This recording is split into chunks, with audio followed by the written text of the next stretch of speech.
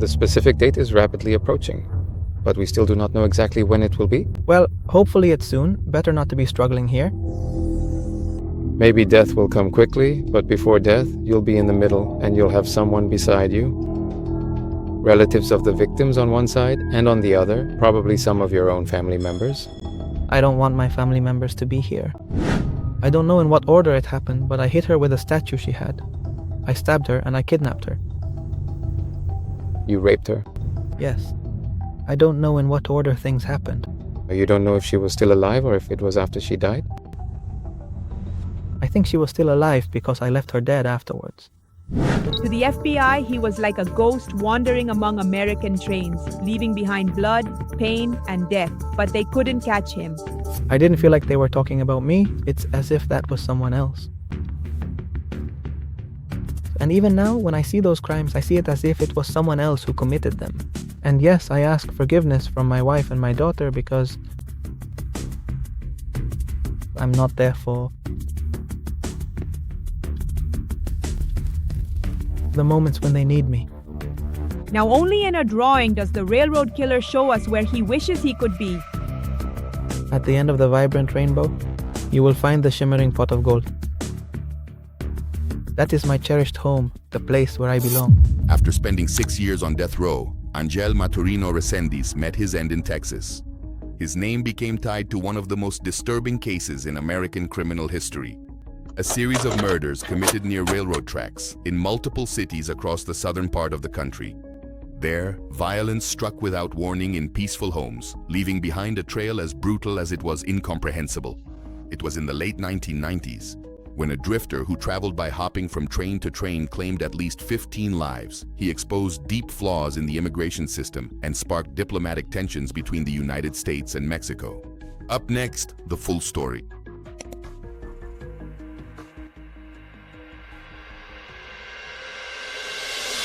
It was the early morning of Thursday, December 17, 1998. The United States was in turmoil over the impeachment proceedings against President Bill Clinton, and the headlines were about Operation Desert Fox, with the United States and the United Kingdom bombing Iraq. In West University Place, a quiet suburb within Harris County, Texas, the night passed uneventfully.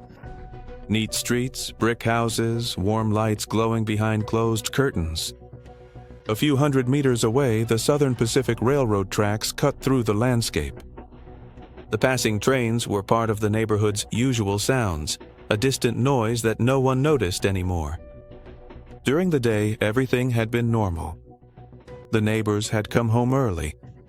Some families were having dinner in front of the TV, others were already asleep. In one of those houses, Claudia Benton, a 39-year-old pediatric geneticist, had spent the afternoon working. She was alone. Her husband and their 2 daughters, 11-year-old twins, had traveled to Arizona the day before to visit family. Claudia took advantage of the quiet to prepare a medical presentation she had to give the next day at Baylor College of Medicine. Papers, notes, a computer left on. Hours of concentration. Near midnight, exhausted, she lay down in front of the TV. The volume low, the light dim. Outside, the neighborhood slept. At that same hour, someone was walking on foot from the area near the tracks. He had arrived hidden in a freight car, as he had so many times before. He carried no luggage, he was in no hurry. He walked along, observing the houses, assessing distances, lights that were on, possible entry points. He was a short man, stocky, with glasses and worn-out clothes. From the darkness, he looked like just another person passing through the neighborhood. He stopped in front of a 2-story house. Its proximity to the tracks made it familiar to him. He circled the house in silence. He tried a door. It was unlocked. He entered quickly without forcing anything. Inside, the silence was absolute. He went up the stairs with steady steps, as if he knew the place. In the master bedroom, Claudia was sleeping deeply.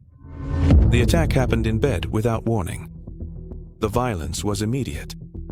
The intruder then assaulted Claudia further, pointed a kitchen knife at her, and struck her brutally with a bronze statue taken from a shelf in the same room. When he was done, the intruder stayed in the house, went through the rooms, searched drawers, and took money, jewelry, and personal belongings. In the kitchen, he ate calmly. He stayed there for more than an hour. Before leaving, he covered Claudia's face with a plastic bag. He took the keys to the family vehicle, a Jeep Cherokee parked in the driveway.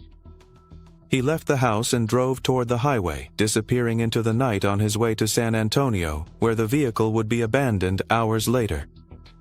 By noon on December 17th, the lack of answers set off the alarm. Claudia hadn't shown up for work and wasn't answering the phone. A family member went to the house. The scene was discovered shortly after. The tranquility of West University Place was shattered forever that morning. The tidy streets, the warm lights, the unbroken routines, everything that defined the neighborhood ceased to exist as it once was. There were no screams. There were no witnesses.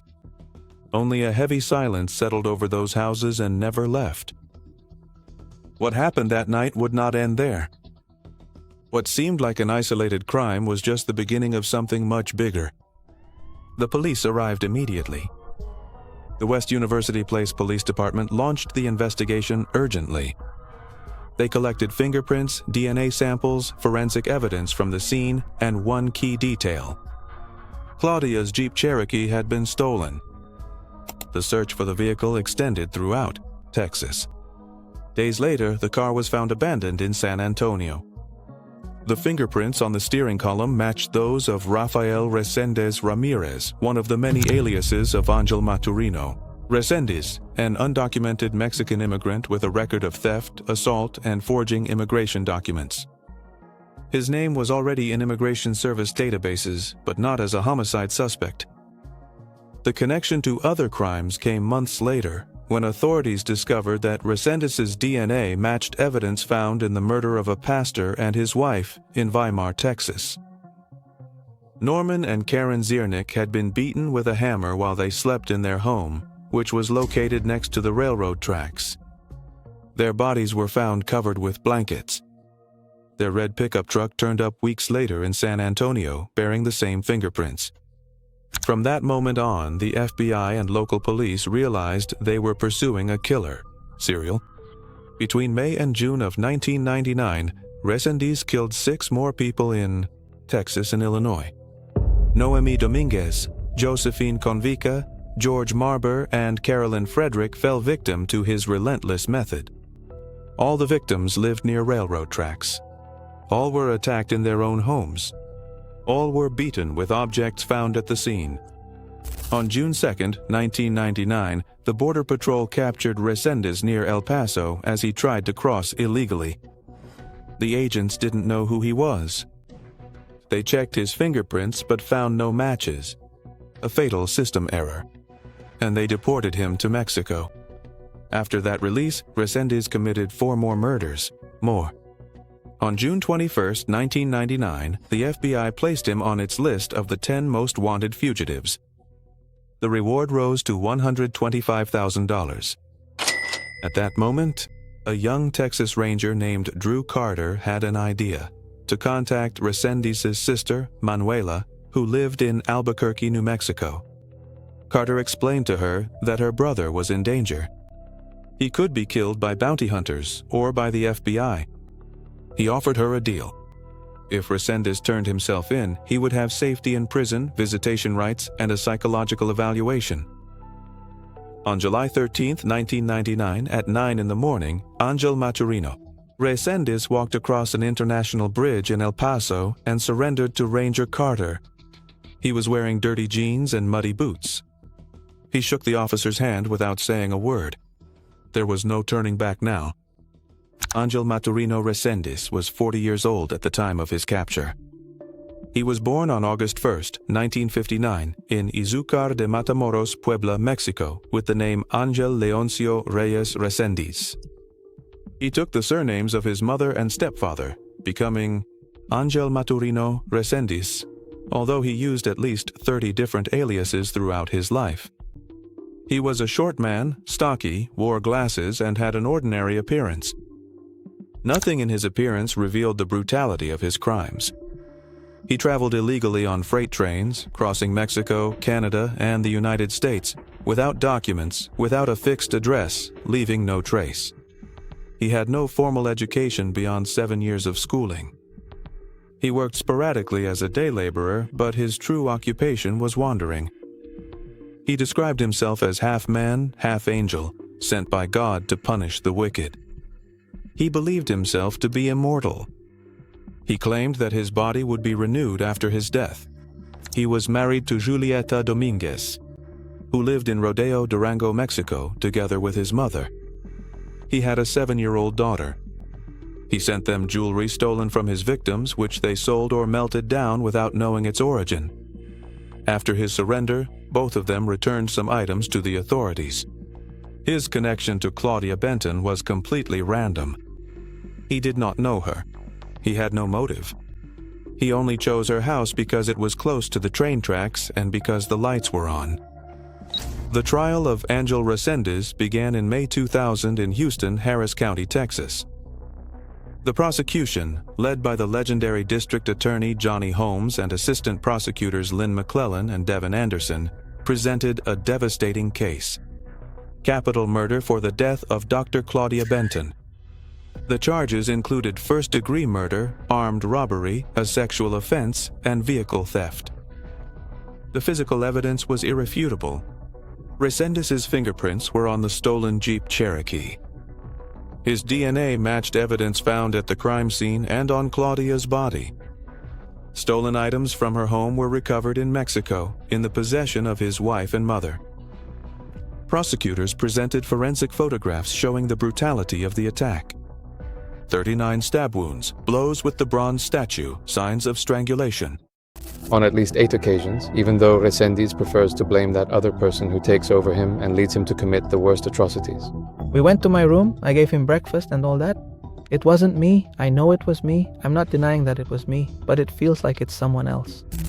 The defense, led by appointed attorney Alan Tanna, pleaded insanity. Their central argument was that Resendiz suffered from paranoid schizophrenia, that he believed he was an avenging angel sent by God to kill people. Evil. A psychiatrist hired by the defense, Dr. Bruce Cohen, testified that Resendiz suffered from auditory hallucinations and delusions of grandeur. He said his client hated homosexuals and abortionists, and that he might have believed his victims were connected to those groups. The prosecution's psychiatrists responded firmly. Resendiz was mentally disturbed but not insane. He fully understood the difference between right and wrong. Prosecutor Lynn McClellan was direct. He was not motivated by the will of God. He was motivated by anger, by power, by sexual desire, by control. If you know it's illegal, you know it's wrong. The jury deliberated for 10 hours over 2 days. On May 18, 2000, they delivered their verdict. Guilty of murder. Capital. On May 22, after hearing testimony in the sentencing phase, they recommended the death penalty. Judge William Harmon confirmed it. His fate was sealed. Holly Dunn. She was the only known survivor of Resendiz.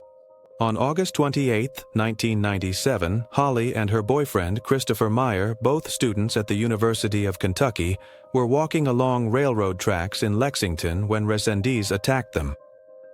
He tied them both up. He struck Christopher with a 52-pound rock until he was dead.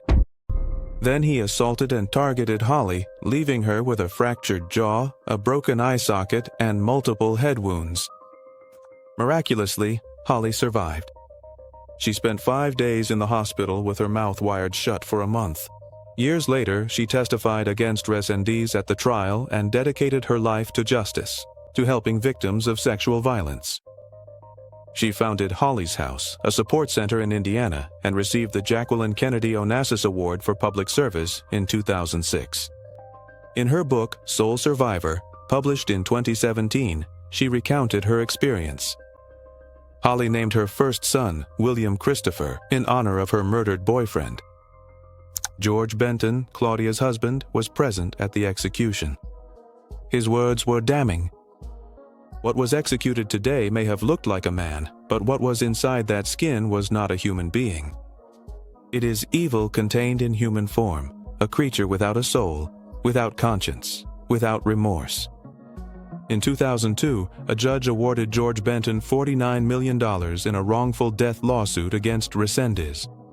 The family knew they would never receive that money, but they sought to prevent the killer from profiting from his notoriety.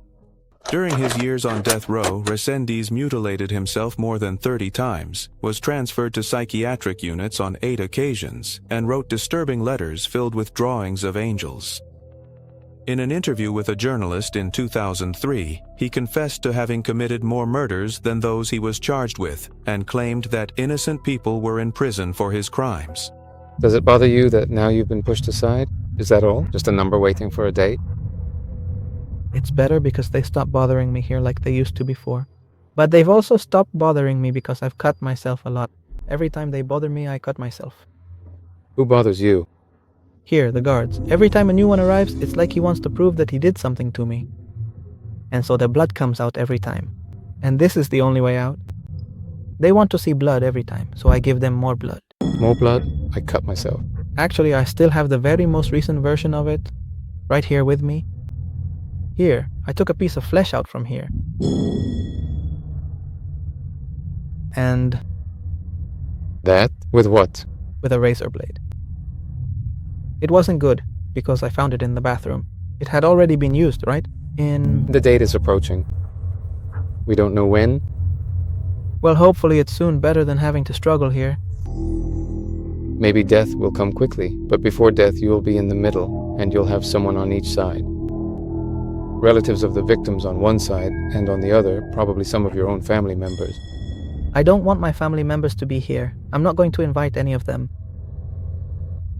There are some people, friends who want to be there, let them be. But I don't want any family members present. Friends? Yes, if they want to be there, then let them be. But my family, I don't want them to see me there. To die like a pig, right? And then when the day comes, the body dies and enters into eternity, right? Resendiz spent 6 years on death row at the Polunsky unit in Livingston, Texas. During that time, he filed multiple appeals in state and federal courts. His lawyers argued that he suffered from severe mental illness, that his delusions prevented him from understanding the reality of his punishment, and that the execution would violate the Constitution. In May 2003, the Texas Court of Criminal Appeals upheld his conviction and sentence. All his subsequent appeals were denied. In June 2006, District Judge William Harmon ruled that Resendiz was mentally competent to be executed because he knew when and why he would die. The Mexican government, which opposes the death penalty, made diplomatic efforts to prevent the execution. The Secretary of Foreign Affairs, Luis Ernesto Derbez, contacted the governor of Texas, Rick Perry, to request clemency. There was no favorable response.